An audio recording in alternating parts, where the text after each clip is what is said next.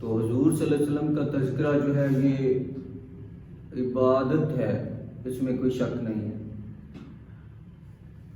حضور نبی کریم صلی اللہ علیہ وسلم پہلی وحی کے بعد جب سنبھلے، ٹھیک ہوئے، طبیعت بحال ہوئی، تو کچھ دنوں کے لیے وحی نازل نہیں ہوئی۔ آپ وحی کا انتظار کرتے رہے، وہ جلوہ پھر دیکھنے کے لیے جو ہے وہ آپ برقرار تھے کہ ایک دن آپ گھر سے باہر تشریف لے جا رہے تھے تو آپ کو آواز آئی، یا محمد صلی اللہ علیہ وسلم۔ آپ نے ادھر ادھر دیکھا، کوئی چیز نظر نہ آئی، پھر آپ نے آسمان کی طرف دیکھا تو حضرت جبریل علیہ السلام، آپ نے دیکھا کہ یہ وہی فرشتہ ہے، تو زمین و آسمان کے درمیان کرسی پر بیٹھے ہوئے ہیں۔ اتنی بڑی ان کی جسامت ہے کہ آپ پر دوبارہ سے جو ہے وہ ہیبت طاری ہوئی، خوف طاری ہوا، تو آپ واپس گھر پلٹے اور دوبارہ وہی کیفیت کہ مجھے کمبل اڑاؤ، مجھے کمبل اڑاؤ، کمبل اوڑھ کے لیٹ گئے۔ تو پھر دوسری وحی نازل ہوئی جس کے سورہ مدثر کی ابتدائی آیات نازل ہوئی، یا ایھا المدثر قم فانذر، تو جس کا ترجمہ یہ ہے کہ اے کمبل اوڑھنے والے، یعنی بڑے پیار سے اللہ تعالیٰ نے آپ کو خطاب کیا کہ اے کمبل اوڑھنے والے، اٹھ، لوگوں کو ڈر سنا۔ اس کا ترجمہ یہ ہے، اے کمبل اوڑھنے والے، اٹھ، لوگوں کو ڈر سنا، اللہ کی بڑائی بیان کر، اپنے کپڑوں کو پاک رکھ اور بتوں سے دور رہ۔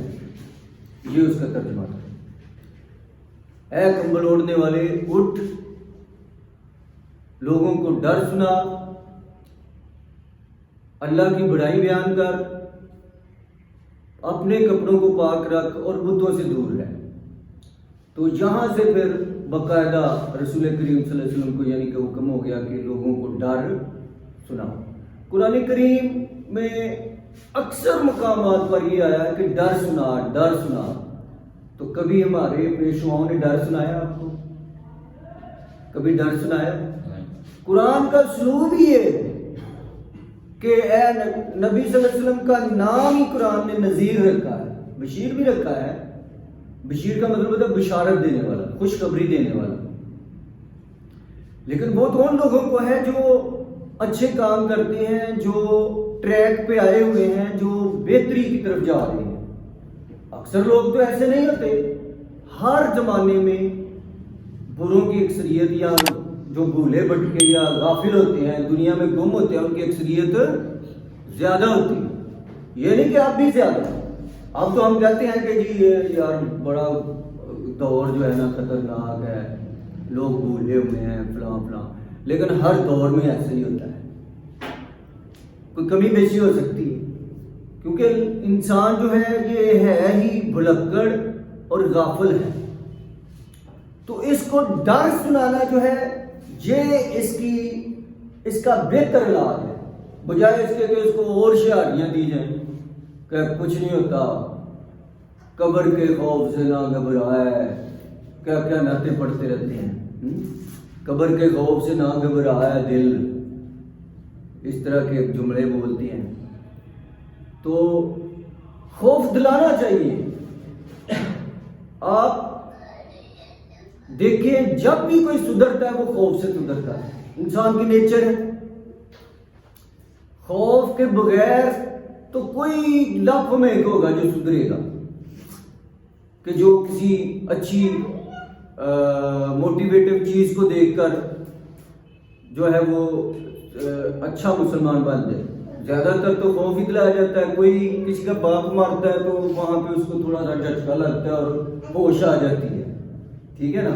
کہیں پہ اس کو خود تکلیف پہنچتی ہے، بیمار ہوتا ہے، مرتے مرتے بچتا ہے تو بندے کا پتر بن جاتا ہے۔ اس طرح سے خوف سے تو انسان سیدھا ہوتا ہے۔ اس لیے قرآن کریم کا اسلوب ہی ہے کہ خوف دلاؤ۔ اللہ کے نبی صلی اللہ علیہ وسلم کو نذیر کہا ہے اللہ تعالیٰ نے.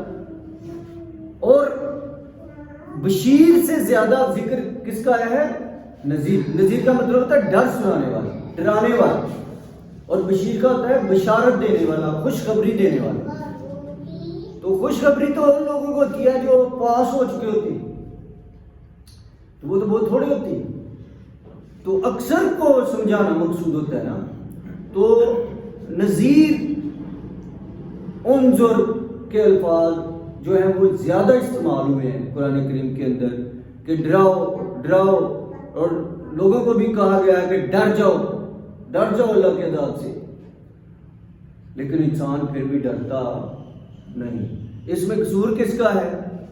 پھر وہی بات کرنی پڑ جاتی ہے کہ علماء جو پورے دین کو نہیں سمجھتے، ایک پہلو دیکھ لیا یا کسی کی تقریر سن کے تو مولوی بن گئے، کوئی پڑھے لکھے نہیں ہے، کوئی اسکول کا نہیں پڑھا، کوئی مدرسے کا نہیں پڑھا، خالی حفظ کر لیا تو عالم بن گئے. اب حافظ کو کیا پتا دین کیا ہے؟ اس کے سینے میں نور تو آ جائے گا. حفظ کا قرآن کریم کے الفاظ کو بغیر سمجھے پڑھنا بھی ثواب ہے، لیکن سمجھ کے پڑھیں تو پھر کتنا ثواب ہے؟ اصل چیز تو یہ ہے نا. تو وہ لوگ جو ہیں وہ مساجد وغیرہ میں ہمیں درس دیا کرتے ہیں اور ان کو کوئی مکمل عبور نہیں ہوتا دین کے اوپر، اس لیے وہ ایک ہی پہلو بیان کرتے جاتے ہیں اور وہ یہی لوگوں کو بتاتے جاتے ہیں کہ میلاد منا لیا کرو، جس نے میلاد منا لیا اس پہ دوزخ جیسے حرام ہو گئی. وہ یہ نہیں بتاتے کہ بھیا نماز کتنی ضروری ہے، سچ بولنا کتنا ضروری ہے. ٹھیک ہے حضور کا تذکرہ کریں، میلاد ٹھیک ہے، اللہ کی یاد، نبی صلی اللہ علیہ وسلم کی یاد تو کرتے ہیں، ہم بھی میلاد ہی منا رہے ہیں. میلاد کا مطلب کیا ہے کہ حضور صلی اللہ علیہ وسلم کا ذکر، ان کی پیدائش کا ان ذکر، ان کے جو برکتیں ہیں، ان کی جو خدمات ہیں ان کا ذکر. ہم بھی تو وہی کر رہے ہیں. لیکن کہنا کہ صرف یہی سب کچھ ہے، حتیٰ کہ یہاں تک لوگ کہہ دیتے ہیں کہ نماز نہ پڑھو تو وہ بھی کوئی مسئلہ نہیں ہے، لیکن میلاد منانا ضروری ہے، 11ویں منانا ضروری ہے. اور جو چیزیں نفل ہیں ان کو ہم نے فرض کر دیا اور جو فرض ہیں ان کو بھول ویسے چھوڑ دیے. تو یہ تو الٹا ہے. نبی صلی اللہ علیہ وسلم نے تو کہیں نہیں کہا کہ ضروری چیز کو چھوڑ دو، غیر ضروری کو پکڑ لو. غیر ضروری کا مطلب یہ نہیں کہ وہ گناہ ہے، لیکن وہ اتنی ضروری نہیں ہے. آپ پہلے ضروری کریں پھر جا کے ٹائم لگتا ہے اس کو کریں، نہیں تو نہ کریں. پہلے ضروری تو پوری کر لو. ہمارے یہاں کتنے لوگ ہیں نماز کبھی پڑھی نہیں اور 11ویں کبھی چھوڑی نہیں. تو اس لیے یہ الٹا ہے، یہ بھول لگی ہوئی ہے.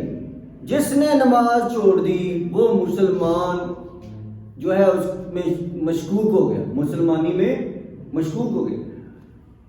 ویسے تو اللہ ہی جانتا ہے میں فیصلہ کرنے والا کون ہوتا ہوں، لیکن جو تعلیمات ہیں قرآن کی اور حدیث کی، اس سے یہی ثابت ہوتا ہے کہ نبی صلی اللہ علیہ وسلم نے فرمایا کہ مسلمان اور کافر کے درمیان فرق جو ہے وہ، تو جو فرق نکل گیا تو برابر ہو گئے. اس سے تو یہی ظاہر ہوتا ہے نا. تو نماز انتہائی ضروری ہے. تو بھائیو بات یہ ہے کہ سب سے پہلے آپ نے جو ضروری چیز ہے نا وہ کرنی ہے. سب سے پہلے آپ نے فرائض پورے کرنے ہیں. اگر آپ وہ صحیح طرح سے پورے کر دیتے ہیں پھر آگے سوچنا. یہ نہ ہو کہ ان کا پتہ ہی نہیں ہے اور آپ اگلی چیزوں میں کہتا ہوں 1 کروڑ دفعہ بھی 11ویں دعا لو، ایک نماز کا کفارہ نہیں ہے. ایک نماز کا کفارہ نہیں ہے، کیونکہ نماز اللہ تعالیٰ کا حکم ہے، وہ ایسا حکم ہے کہ جس کو چھوڑنا گناہ ہے. کوئی بندہ کہے کہ میں نماز نہیں پڑھتا، یہ اکثر گمراہی پھیلی ہوئی ہے ہمارے درباروں پہ. حتیٰ کہ کئی پیر بھی یہ کہتے ہیں، وہ خود بھی نہیں پڑھتے، وہ کہتے ہیں نماز کی پڑھ کے کرنی ہے، روزہ بھی نہیں رکھتے، کہتے ہیں کہ ایویں منہ بننے. کیوں اپنے ٹھیک سے دشمن بنے؟ ایسی باتیں کرتے، کتنا بڑا کفر ہے۔ اور ہم لوگ کیا ہے؟ ولی اللہ۔ ہم انہیں کیا کہتے ہیں؟ یہ ولی اللہ، یہ پہنچے ہوئے ہیں، ان کا تو یار تو نبی صلی اللہ علیہ وسلم سے بھی، صحابیوں سے بھی آگے پہنچ گیا ولی اللہ۔ یہ ہمارے ادھر ہے، یہ صاحب کی ہے، صاحب کی۔ تو ادھر وہ ایک ولی کہتے ہیں، ولی جو ہے نا اس کو اللہ ہی جانتا ہے، کوئی بندہ کسی کو ولی نہیں کہہ سکتا۔ اس کے پاس کیا کون سا ٹیسٹ ہے جو اس کا سیمپل لے کے تو پتہ کر لے کہ یہ ولی ہے؟ ہو سکتا ہے ایک عام بندہ یہاں بیٹھا ہوا کوئی ریڑھی پہ سیب بیچنے والا ولی ہو، کوئی عام بندہ جس کا کسی کو پتہ ہی نہیں ہے، اور ایک بڑا پرہیزگار، داڑھی رکھی ہے، پگڑ باندھا ہوا ہے اور بڑا کچھ کیا ہوا ہے، نمازی بھی ہے، وہ ولی نہ ہو۔ یہ تو اللہ جانتا ہے کہ دلوں کے حال تو اللہ جانتا ہے۔ تو ایسے کسی کو ولی ڈکلیئر کر کے اوپر بنا کے گنبد شنبد لگا کے چل بھائی یہ ولی ہے، ادھر سے مانگو، مانگنا تو ویسے حرام ہے کسی سے، اللہ کے سوا کوئی نہیں دے سکتا، نہ مانگنا چاہیے۔ ایاک نعبد و ایاک نستعین ایک ایسی آیت ہے، کوئی مولوی اس کا جواب نہیں دے سکتا جو یہ کہتے ہیں کہ یہ بھی دیتے ہیں، انہوں نے کیا دینا ہے۔ تو وہ میں بات کر رہا تھا، وہ جو ہے نا وہ نہ روزہ رکھتے تھے، نہ وہ نماز پڑھتے تھے، اور حتیٰ کہ وہ جو اب آگے ملنگ شلنگ مرید شرید ہوتے تھے ان کو بھی منع کرتے تھے۔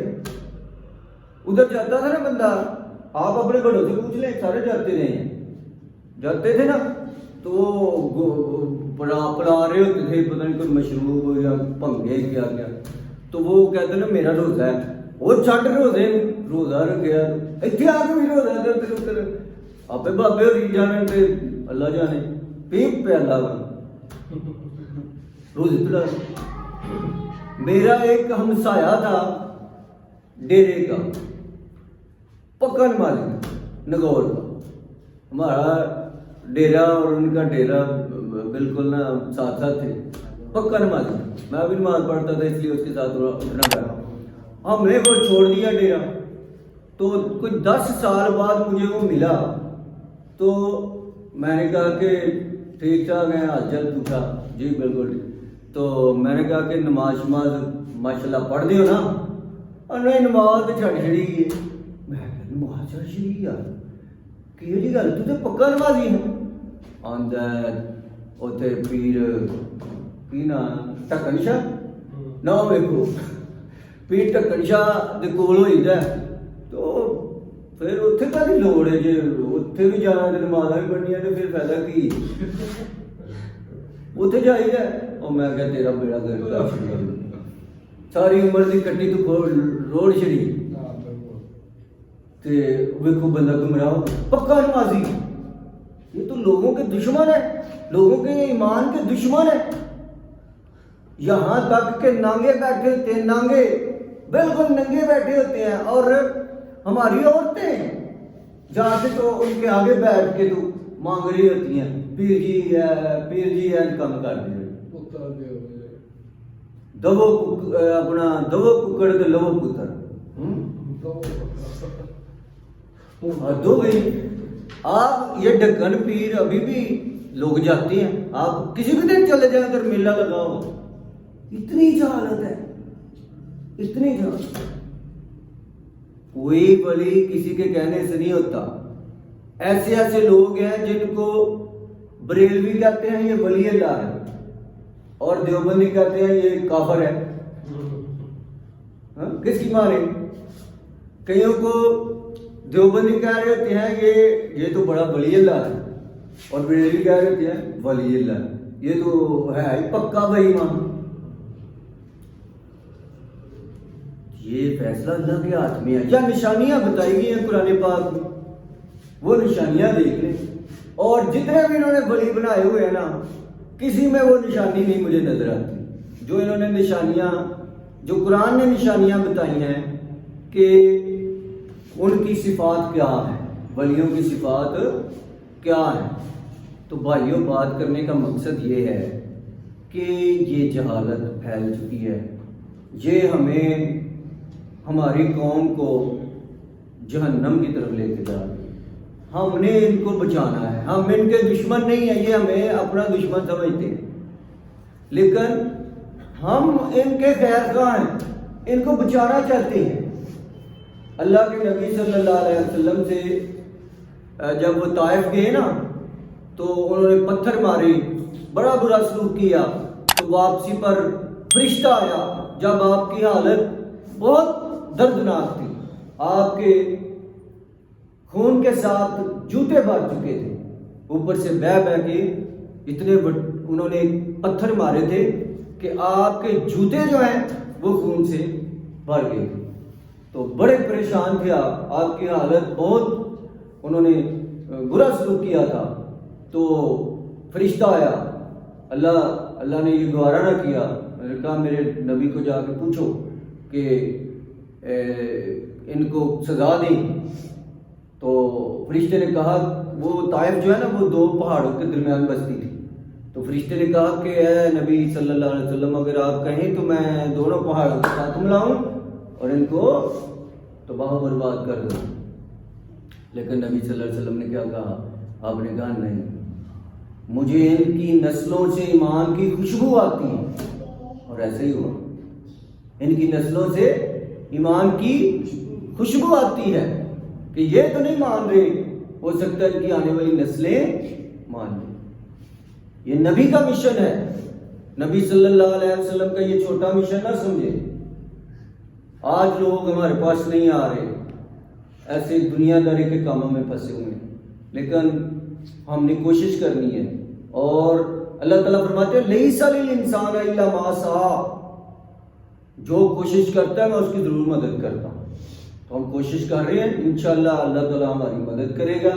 یہی ہمارے جو بہن بھائی، جو بڑے بزرگ جو ہمارے خلاف جاتے ہیں، تو وہی یا ان کے اور کوئی رشتہ دار، کوئی بھائی بہن جو ہے وہ دعوت کو قبول کر کے تو جہنم سے جان چھڑائیں گے، یہ سیدھا سیدھا جہنم میں جا رہے ہیں۔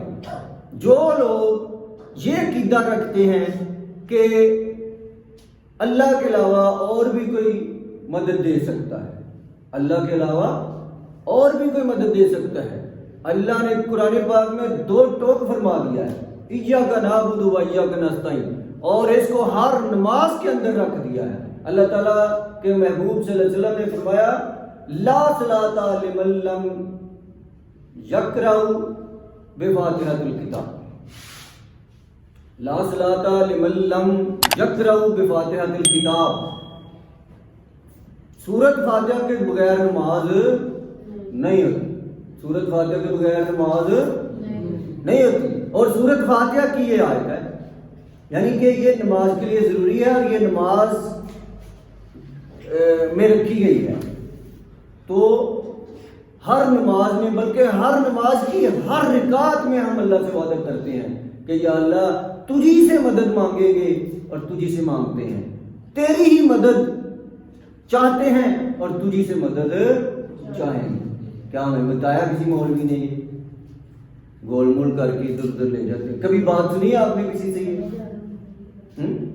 کہ ہم تجھی سے مدد چاہیں گے، چاہتے ہیں اور تجھی سے چاہیں گے؟ اندازہ لگا۔ اور ہم کیا کر رہے ہیں؟ کوئی ادھر دربار پہ جا رہا ہے، ادھر دربار پہ جا رہا ہے، ادھر جا رہا ہے۔ دربار پہ جانا شرک نہیں ہے، ٹھیک ہے، دربار سے مانگنا شرک ہے۔ جائیں، اور جانے کی ضرورت بھی کوئی خاص نہیں ہے، کون سا ادھر جانا، اللہ کے نبی نے کہا کہ جایا کرو ضرور، پتہ ہی نہیں، کوئی ذکر ہی نہیں ہے۔ بہرحال اگر کوئی سمجھتا کہ یہ اس بندے نے اللہ کا بندہ ہے، نیک ہے، تو چاہے اس کے لیے دعا کریں کہ بھئی یہ اللہ کا بندہ ہے، تو میں اس کے لیے دعا کرتا ہوں۔ جیسے نماز میں دعا کرتے ہیں، ہم نماز میں دعا کرتے ہیں نا، ربنا اغفر لی ولوالدی وللمؤمنین، اردو بھی ہم دعا کرتے ہیں کہ مومنوں کو یہ اللہ بخش دے، جو اللہ کے نیک بندے ہیں ہم کو بخش دے، یہی اس کا مطلب ہے۔ ربنا اغفر لی، یا اللہ مجھے بخش دے، वलिवालिदैया, मेरे वालिदैन को बख्श दे, वलिल मोमिनीना, और मोमिनीन को बख्श दे। तो भाइयों ये पक्का शिरक है, पक्का, इससे बच। किसी से मदद नहीं है अल्लाह के सिवा। हाँ, उसमें पता क्या हमारे मौलवी क्या कहते हैं, मदद के बगैर तो काम नहीं चलता। वो कोई कह रहा है और जे डाकू भाई जन पुलिस की मदद क्यों मांग रहे हो, 15 लिया 15 तो फोन कर देते हो फटाफट कि मदद करे पुलिस, तो शिरक हो गया। या ਜਦੋਂ ਤੁਹਾਨੂੰ ਪੈਸਿਆਂ ਦੀ ਲੋੜ ਹੁੰਦੀ ਏ ਤੇ ਆਪਣੇ ਕਿਸੇ ਯਾਰ ਦੋਸਤ ਕੋਲ ਟੁਰ ਜਾਂਦੇ ਹੋ ਕਿ ਮੇਰੀ ਮਦਦ ਕਰ, यार पैसे दे दे, क्यों मांगते हो, शिरक हो गया। कैसे कैसे लोगों को बरगलाते हैं।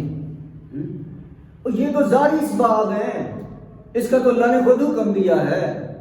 अल्लाह ने फरमाया तावानु अलल बिर्री व तकवा वला तावानु अलल इस्मी वल उद्वान, कि नेकी के कामों में एक दूसरे की मदद करो और बुराई के कामों में एक दूसरे की मदद ना करो। ये तो अल्लाह ने खुद फरमाया, ठीक है ना। तो वो इसके साथ जोड़ते हैं इसको।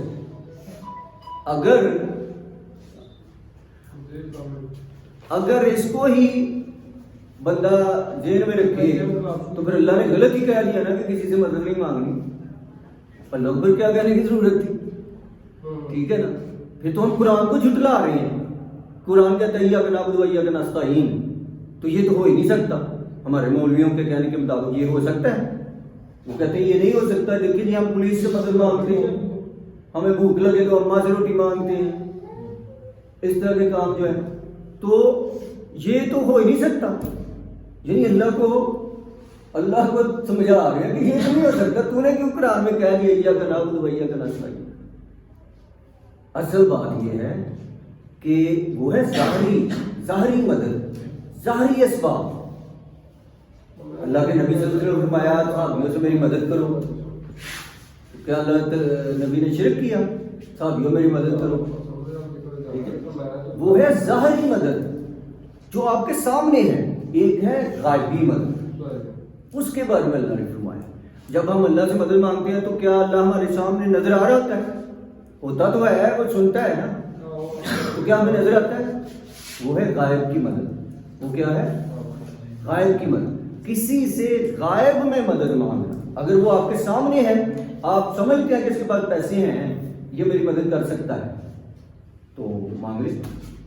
या कभी किसी ने ऐसा किया है कि किसी बच्चे से कहे कि मुझे ₹1,00,000 दो, मुझे पता है इसने देना ही नहीं, इसके पास ही नहीं। किसी ने कहा भाई कि मुझे जरूरत पड़ जाए तो मैं वली खान के पास आ जाऊं, वली मुझे ₹1,00,000 दो, उस बेचारे ने कहा दे, कभी कोई नहीं कहेगा। किसको कहेगा? जो जेल में सोच लेगा, मुझे भी नहीं कहेगा अगर उसको पता है कि ये इसके ऊपर है नहीं तो इसने देगा। जिसके बारे में उसको ये अंदाजा होगा कि यार इसके पास पैसे हैं, इससे पूछता हूँ, वो उससे पूछ लेगा, दूसरे से नहीं पूछ। ये है ज़ाहरी असबाब। ज़ाहरी असबाब में आप टेलीफोन के साथ बात कर सकते हैं किसी से। अगर हम वैसे कहें किसी वसीले के बगैर गायबी तौर पर, मैं यहाँ आकर कहता हूँ मेरा भतीजा उधर सऊदी अरब में है और भतीजे क्या हाल है, वो सुन रहे हैं, ठीक है ना। अगर मैं इस सबब को इस्तेमाल करूँ, अगर इसमें इस्तेमाल करूँ, वो एक सबब है ना, एक साइंस के जरिया उसको मैं यूज़ करूँ, फिर हो जाती है बात। तो बात ये है कि असबाब, ये दुनिया जो है ये असबाब की दुनिया है, ठीक है। तो सबब तलाश करना चाहिए, लेकिन वो जारी होता है गायब में। अगर आप यहाँ बैठे हैं, या शेख अब्दुल कादिर जिलानी पहुंच, चोर पै गए। शेख अब्दुल कादिर जिलानी कहाँ है? वो बगदाद में, वो बगदाद में, वो भी कब्र में है, ठीक है। और आप यहाँ पुकार रहे हैं या शेख अब्दुल कादिर जिलानी पहुंच, चोरा मार दो, ये शिरक हो गया। हाँ, आप 15 पे फोन कर दें, वो शिरक नहीं है, क्योंकि आपको पता है कि ये ज़ाहरी असबाब है, वो मौजूद है, उनका नंबर है आपके पास। तो ये गिडमिड करते हैं, तो लोगों को, ज़हनों को ना خراب کرنے کے لیے. تو یہ بنیادی عقیدہ ہے اسلام کا. تو یہ اس میں بالکل کیٹاگوریکل اپنے ذہن میں یہ ہونا چاہیے کہ کوئی بھی اللہ کے علاوہ کوئی بھی خواہ زندہ ہو اور دور ہو، آپ اس وسیلہ نہ ہو، ٹھیک ہے، خواہ مردہ ہو، مردہ کہیں بھی ہو، بے شک اس کے اوپر پہ چلے وہ مدد نہیں کر سکتا. تو یہ بات تو میں نے اور کرنی تھی لیکن نکل اور کہیں گئی ہے. تو بہرحال نبی صلی اللہ علیہ وسلم کے تذکرے کے حوالے سے ہم کر رہے تھے کہ جب وہ سورت نازل ہوئی نا سورہ مدثر، تو پھر آپ نے جو ہے وہ باقاعدہ تبلیغ کا آغاز کیا، اور پہلے 3 سال جو ہے آپ سرکار صلی اللہ علیہ وسلم نے خفیہ تبلیغ کی. ٹھیک ہے، خفیہ. تو بہرحال اس کو پھر آگے بڑھائیں گے، ٹائم کافی ہو گیا، تو اسی کے اوپر اختتام کرتے ہیں.